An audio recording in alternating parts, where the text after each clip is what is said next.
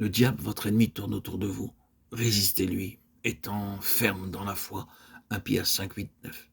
L'Épître aux Éphésiens contient la vérité dont l'Église a besoin à l'heure actuelle. Nous avons ici une révélation de la volonté divine concernant le corps de Christ. Les desseins de Dieu envers son Église y sont clairement décrits. Nous comprenons trop peu ces dispensations.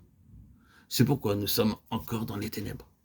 Nous pouvons supplier Dieu de faire une chose, mais s'il n'est pas encore avec sa pensée, il ne peut pas nous exaucer, comme nous le désirons. D'après les Écritures, on voit clairement que les hommes deviendront toujours pires et que dans les derniers jours, il y aura des temps fâcheux. 2 Timothée 3, 1, 5. Les ténèbres s'épaissiront et s'étendront sur la terre. Dès maintenant, Christ prépare son Église en l'élevant par la foi, en esprit dans les lieux célestes, à être transmuée à la rencontre du Seigneur.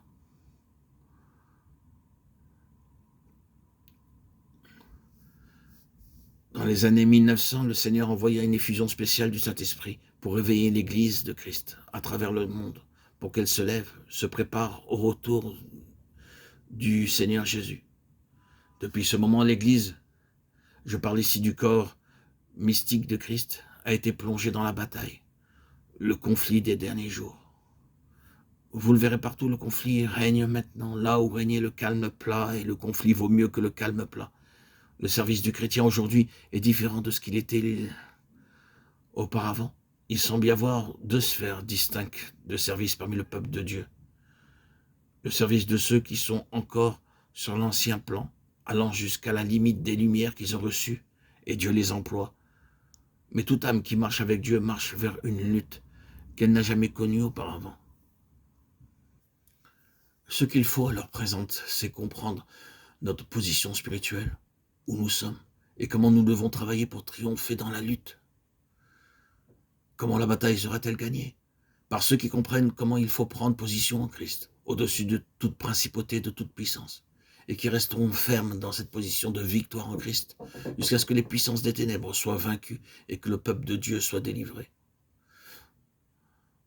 Nous avons eu des aperçus de cette lutte invisible dans le passé, lorsque les nuages ont envahi l'esprit de façon à le tirer en bas sous la force des circonstances et la pression de l'entourage, la leçon a été dure à apprendre jusqu'à ce que nous soyons arrivés à savoir triompher dans le domaine spirituel, ayant atteint expérimentalement cette position de victoire et d'union avec le Sauveur ressuscité.